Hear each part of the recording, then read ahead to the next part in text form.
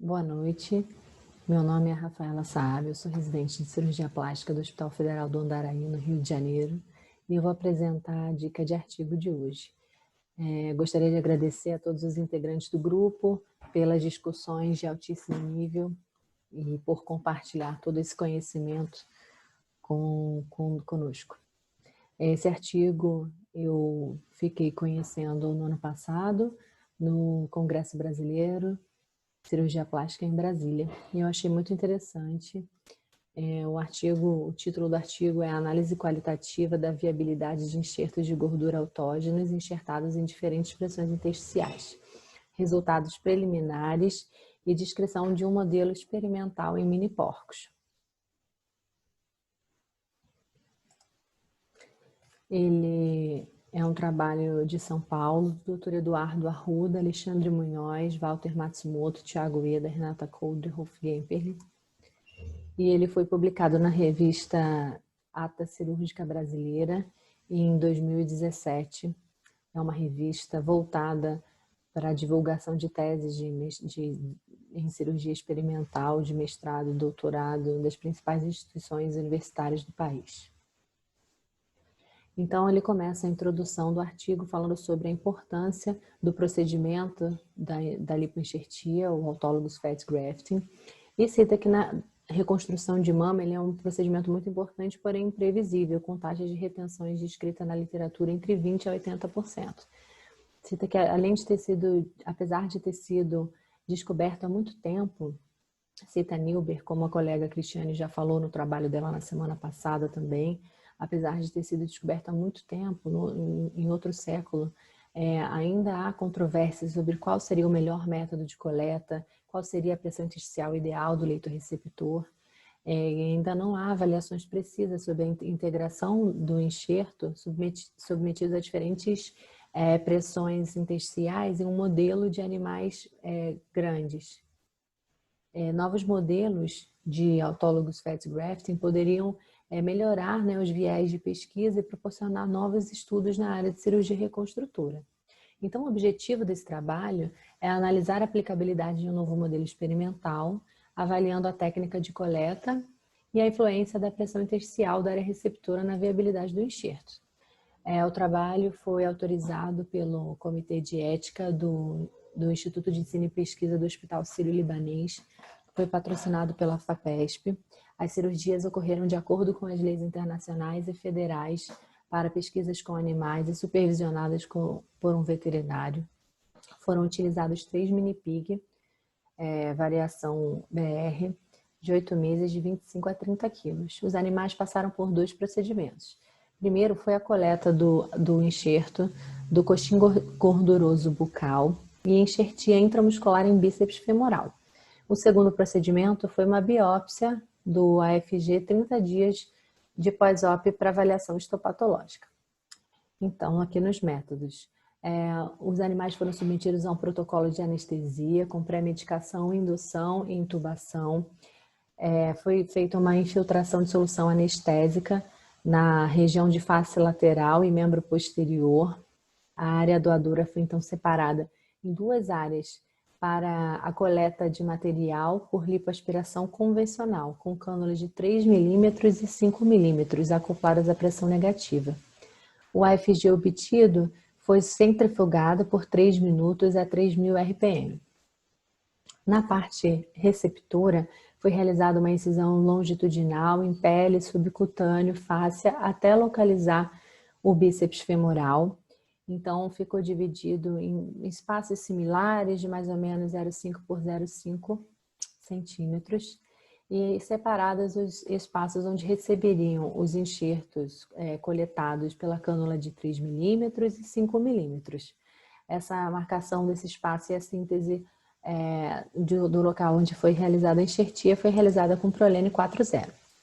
Então, na parte para a criação do modelo de avaliação da pressão intersticial, foi feita uma parte similar à fisiológica, que após a lipoenxertia foi realizada a síntese da incisão sem tensão, mantendo a mesma condição de pressão do membro posterior na parte direita. Para a criação de um modelo de hipertensão, foi retirado um fuso de subcutâneo, né, ressecado, a fim de propiciar uma síntese sob tensão no membro esquerdo. E aí um catéter invasivo, né, foi acoplado intramuscular e acoplado no monitor para verificar e quantificar a pressão intersticial. Então, foram divididos em dois grupos. Os grupos que receberam o enxerto sob uma pressão fisiológica e o grupo 2, o que recebeu o enxerto numa pressão alta, mais alta. Eles foram acompanhados no pós-operatório, profilaxia com quefazol, analgesia por 5 dias, alimentados durante 28 dias, quando então ocorreu o segundo procedimento cirúrgico, onde foi retirado essa parte do enxerto integrado ao bíceps femoral. E foram colocados em frascos de formol, depois os animais foram submetidos à eutanásia. E aí, então, procedemos à avaliação histopatológica. Os blocos com segmentos do músculo foram processados em parafina e submetidos à coloração. Foi utilizada a hematoxilina eosina e uma análise histoquímica a fim de detectar TNF-alfa, CD31 e perilipina, com anticorpos monoclonais. A imunohistoquímica foi quantificada utilizando um score histológico desenhado para diferentes intensidades, calculado de 0 a 300. Então, nos resultados, né, vemos que foram utilizados 3 porcos machos de 8 meses, entre 25 e 32 quilos. Foram realizados 6 procedimentos cirúrgicos pelo mesmo cirurgião, com tempo médio de 236 minutos. A pressão fisiológica média encontrada foi de 3 milímetros e o cenário de hipertensão foi em média de 10,6 milímetros. Aqui a gente pode observar no resultado histopatológico que ele encontrou adipócitos viáveis, aqui com corante, com HE. Aqui os adipócitos viáveis, aqui uma necrose de gordura na musculatura esquelética e além de histiócitos multinucleados infiltrado inflamatório. Pela imunohistoquímica a gente consegue ver o TNF-alfa em adipócitos maduros bastante corado, com adipócitos bem marcados. A CD31, a proteína CD31, a gente consegue quantificar a quantidade de novos vasos, ela é muito importante na angiogênese, e a perilipina é a proteína mais abundante que tem em adipócitos viáveis. E aqui a gente consegue ver uma análise da perda de expressão de perilipina. Ele mostra aqui em 2 áreas diferentes. Então, a discussão, o que esse trabalho viu? Que basicamente grandes volumes de AFG podem aumentar a pressão intersticial, consequentemente, pela fisiologia, levam a menor perfusão tecidual, além de outros problemas, como cistos, infecção, fibrose e menor taxa de integração do enxerto. Aí, para reduzir isso, ele propõe um aumento da área receptora, que pode ter pressões mais baixas e isso pode melhorar a integração. Para isso, também é importante fazer enxerto de pequenos volumes, porque esses pequenos volumes vão ter uma área de superfície de contato maior entre o enxerto e a área receptora, melhorando a integração e a revascularização. Cita também a literatura, onde foram utilizados outros tipos de animais, como coelhos e ratos, e ainda o uso de mini porcos não tinha sido relatado. E a fisiologia e a anatomia do porco são muito similares com a humana, facilitando esses estudos, né? Facilitando a simulação de técnicas como usar cânulas similares em humanos nos processos de limpo-enxertia.